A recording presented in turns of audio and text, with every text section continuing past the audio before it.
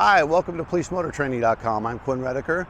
Today you're going to learn the foundational skill of balance ball. Now this particular video is called Balance Ball 2.0. The reason for that is I've incorporated some skills training for you related to this video, and it will force you to use the balance ball technique properly. Balance ball is fundamental in the sense that it always puts your body in the right position for slow speed skills, no matter what the situation is that you're in, okay? Now, part of what we do in balance ball is we incorporate counterbalancing, absolutely. But balance ball takes it a step further in that it speaks to the accelerating and braking forces that we're going to encounter while we're on the motorcycle. Let me explain. Now, as I'm sitting on the motorcycle right now, there is my body's center line and the motorcycle's center line, meaning that both my body and the motorcycle's mass are perfectly centered and balanced. We're straight up and down balanced, okay? And they're in line with each other, all right? However, as this motorcycle starts to lean over, its center line starts to fall in. It moves over as well. In either direction, its center line is shifting, all right? My center line can do the same thing.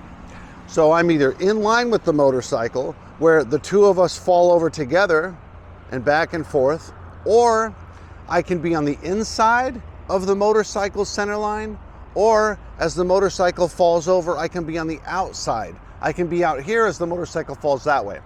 Counterbalancing is exactly what it sounds like. It's countering the weight of the motorcycle as it falls over by balancing in the equal and opposite direction, so that I'm remaining balanced by my weight shifting to the outside as the motorcycle falls in, and then we still remain balanced. So that is what counterbalancing is. Balance ball, as I mentioned though, doesn't speak just to the motorcycle falling left or right and me countering that weight shift as it starts to fall down by moving to the outside, my center line to the outside. Balance ball speaks to, as I mentioned, the front and rear shift as I accelerate and I brake. So let's take a look at what that looks like. Now, as we mentioned again, counterbalance right here. So counterbalance speaks to my body weight moving the equal and opposite direction and amount of the motorcycle as it falls in, okay? So I'm counterbalanced as the motorcycle moves. Now with balance ball, I'm also speaking to the front and the rear movement. So rather than just sitting in the cockpit of the motorcycle and say, okay, I'm coming up to a turn, I'm gonna make a U-turn, right? I'm just gonna counterbalance, turn my head and get around. No, if we're accelerating, once we come out of that turn, we're gonna have two different forces on us. We're gonna have the motorcycle leaned over, so we're gonna have to answer to that with counterbalance, and we're gonna be accelerating, so we're gonna have that force, that inertia, that weight shift pushing us backwards. We're gonna have to answer to that by moving our body up, okay? So if I accelerate on this motorcycle, I want to counter all that force pushing me backwards by moving my weight forward so that my hands are always nice and light. Okay? We don't hold on to the motorcycle with our hands, we hold on to the motorcycle with our legs. We control the motorcycle with our hands. So try and get that idea around. If you're feeling force on your hands from accelerating or braking, I don't like to use the word that you're doing it wrong, but you're working harder than you should, and that's a sign that your body's not in the optimal position to maximize the benefits of what this motorcycle can do. So if you're counterbalancing, that's great. Now let's start to unwrap the idea of balance ball so that when we accelerate, we move forward and our hands stay light. And when we're on the brakes, our weight shifts backwards and our hands stay nice and light, okay? So what that's ultimately gonna look like is that this cockpit is not just a side-to-side equation. Now, it's gonna be all of this, okay? Because we have accelerating and braking and counterbalancing and variations of both of those things, or all four of those things. In other words, I'm leaned over, so I'm counterbalanced. I'm accelerating my weights forward, or I'm leaned over accelerating and now I want to slow the bike down and I'm still in a lean, my weight's going to come back here. So I'm going to be counterbalanced still, but I'm going to be on the brake, so I want my weight back. So you're going to start to use this entire cockpit. So some of these drills are going to unlock your side-to-side range of motion. We're going to have to increase your range of motion, not only because we're going to get you going a little bit quicker, but because in order to do this really well, we want to make sure we're counterbalancing to maximize that balance point, and that we're accelerating and braking, we're maximizing that balance point. So we're going to move way here, way up here, way back here, way over here, and way over here. Okay? Does that make sense? Now the first drill that I'm going to have you do is called the circle drill. I want you to start unlocking the range of motion from a counterbalance standpoint that you're familiar with. For example, you might be, when you start to counterbalance, right about here. See that range of motion? We want to unlock that range of motion and move you way out here, way out here.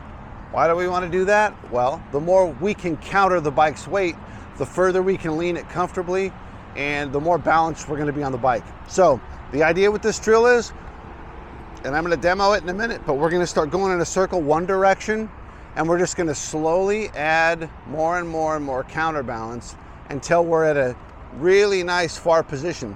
And then what we're going to do is we're going to record in our minds a point of view on the motorcycle that we can use the next time we're out riding, that we can look to confirm that we're really out in a nice range of motion. Now these mirrors, as you can see out here, these are going to be reference points for me, that when I'm counterbalancing more and more and more and more and more, I can see that my head is in line with this mirror, okay? Or the light pod here. But something on your motorcycle to give you a reference to know, okay, I'm gonna try to get out here when I'm leaning the motorcycle to the right and I'm counterbalancing to the left. So in this case, we're going to slowly unpack. If, for example, we're making a right, we're going to slowly unpack further, and we're going to get you out here. Notice my butt is not moving around, okay? This is not a lower body. We're not road racing. We're not sliding the butt around. We're going to leave the butt right here where it is, and we're just going to counterbalance our upper body. It should be a nice, smooth flow, and those will be my points of view and my references when I'm doing this drill. So let's go ahead and do the circle drill to unlock that range of motion for counterbalance. Okay, so here's the motorcycle center line and the rider center line. Little by little, as I turn, I'm going to separate myself so that when the bike falls over, it'll fall over further, but it'll fall over more controllably because I'm countering the bike's weight. Gravity is taking hold of the bike far less than if I stayed in line with the bike. So your goal is to stay in line with the bike initially, or wherever that counterbalance point is that you're comfortable with, and slowly, surely start to separate yourself as the bike falls over. As you see though, you're going to notice my speeds haven't increased, but my lean angle has increased. Normally, your speeds would have to increase if nothing else changed in order to get a greater lean angle. It would just happen. But in this case, because I'm countering the bike's drop in, it's dropping in further and now the radius is tighter. But right now I can see this light pod out here, okay? So that's a reference point for me. So now when I go the other way, let's pay attention to that reference point, okay? Now we're gonna go this way. Let's pay attention to that reference point. Little by little, I start falling in more and more and more. And we said the light pod on my left-hand circles is about where I was living. Well, let's do that with this side. So take some masking tape if you want and mark that point on the motorcycle where you have those reference points. So here we are now going the other way. And this is just my upper body. I'm not moving my butt around on the seat. I'm not doing anything fancy underneath me. And now we have nice tight right-hand turn as well. So that's what this circle is supposed to do for you, is to just kind of get you comfortable living in this leaned over position so that we can slowly, gradually, and comfortably increase our range of motion when we counterbalance. Okay. Again, what you're going to notice with that, Bike's gonna fall over slower, but it's gonna fall over further. So you won't get that scary roller coaster feeling. All right, good job, good job. Work that drill. Over time, you will be able to unlock that position that you're currently comfortable with and start getting more comfortable with greater range of motion. Really unlocking your upper body from the center line of the motorcycle is gonna really help with that counterbalance thing. And if you notice, I'm just sitting here on my motorcycle doing this. You can do this in your garage. Sit on your motorcycle with it stopped, whether you have this thing center standed or your feet are on the ground, it doesn't matter. But I want you to start getting used to that POV and what it looks like, okay? So the next thing we're gonna do in a similar way is we're gonna do this in a figure 8 pattern. The reason we're gonna do that is it just really forces you to move that body position one way and then the other way more consistently than using it just in that circle drill. That circle drill is really just kind of trying to get you to unlock that range of motion. Now we're going to put it in a more practical aspect of a figure 8 pattern. So let's jump into that. Nice and smooth, separating ourselves from the motorcycle's lean angle. So our center line is exactly opposite of the motorcycle center line. So when it falls over, it's falling over nice and smooth and controlled. That's the goal. Okay? Nice and controlled. Our center line and the motorcycle center line are equal and opposites, so that the bike falls in controllably, nice and smooth and controlled. But this figure 8 pattern, unlike the circle, is kind of forcing us to put it all together. And the tighter the circle, or sorry, the tighter the figure 8, the quicker we're going to need to be able to call on this muscle memory of putting us in the right position. So take your time with this, work on this in a circle until you really unlock that range of motion. And as you notice, my turning radiuses are going to be nice and tight, but notice the bike falls over nice and smooth and controlled.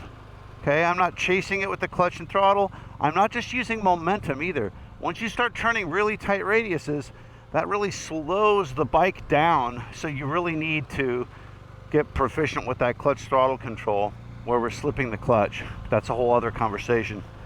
Okay, work on this until you feel like you're floating on top of the bike. I'm just floating on top of the bike, nice and smooth. Now we've got counterbalance sorted out. Now we're going to start working on unlocking this balance ball 2.0 concept. So what I'm going to have you do, and I'm going to demonstrate it in a minute, all of these are first gear drills. You want to find an area, whether that's an alleyway or a big parking lot where you have hundreds of feet of runoff. And you're just going to go in a slow straight line, and you're going to accelerate lightly, and you're going to brake a little bit, not a lot. We're only going to be going about 12 miles an hour. But here's the catch. Your clutch hand has to rest on the tank. So, yes, you're going to have one hand on the handlebars, just one hand on the bars. And here's the idea with this, and it works, is that if I only have one hand on the handlebars, there's no way for me to hold on when the motorcycle accelerates. Yes, I have one hand on the bar still, but if I get pulled, what happens? The bars turn, all right? So this is one of those self-correcting exercises. It might sound scary, but it's not a big deal. We're gonna go nice and easy. So with my left hand resting on the tank, I'm gonna take nice accelerating motions, and it's gonna force me to move my body forward, and easy braking motions, which is gonna force me to move my body backwards. And that's all we're doing, straight line. We're not going to a full stop. We're not accelerating full throttle. We're just going nice and smooth, easy on the brake, put our weight back, nice and smooth accelerating, and we're just doing that. Once you're ready to turn around, take your hand, put it on the bars, pull on the clutch, whatever your normal process is for turning the motorcycle around, and then we're going to let the clutch out and start the other direction, okay? So let me go ahead and demonstrate that for you right now. Once we take off, once our clutch smoothly, controllably takes us off down the road, we're gonna take this left hand and we're gonna rest it on the tank, okay? So that's gonna look like this. We're gonna have this hand on the tank, and as we ride and we accelerate, we're gonna need to move forward and we're gonna need to move back under braking, okay? This is something where I want you to accelerate up to about 15 and slow down to about 5 so we don't have to keep using the clutch except when we turn around. And the goal here is it's self-correcting, because if you're holding onto the bars or you're pulling on the bars, you're going to end up creating a turning movement, which we don't want. Which you just simply, it's not going to be one of those things where you where you want that to happen. So let me make a U-turn here.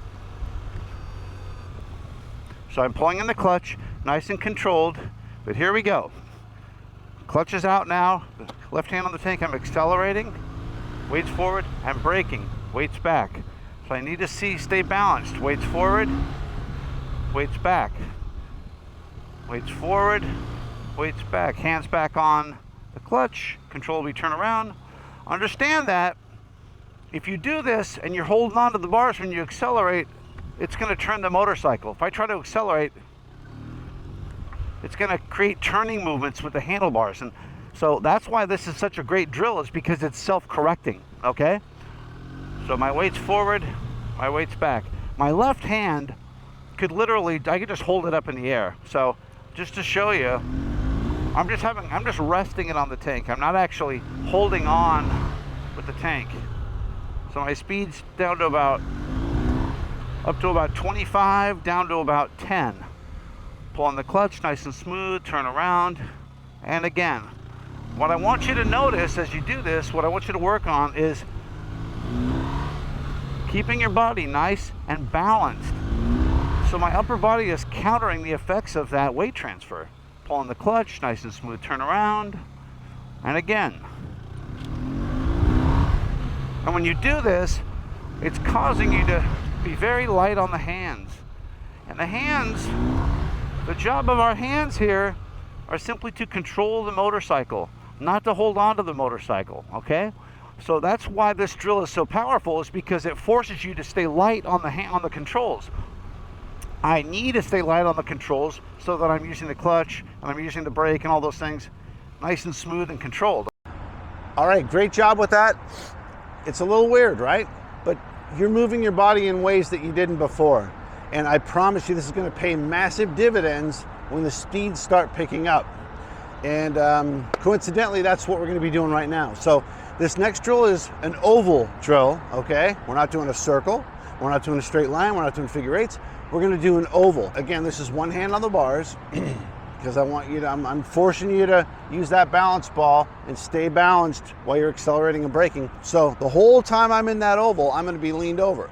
So we're going to concentrate on being out here because we're counterbalanced, and we're going to be living out here, forward and back in one direction, and then we're going to shift the other direction, same thing. Our weight's going to be out here, we're going to be accelerating, and we're going to be braking. So now we're living on those edges of our center line on the outside, so we're counterbalanced, and we're going to be moving fore and aft as we accelerate and brake.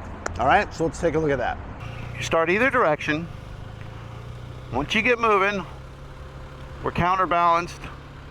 I want you to take your clutch hand and rest it on the tank like we did in the straight line drill, okay?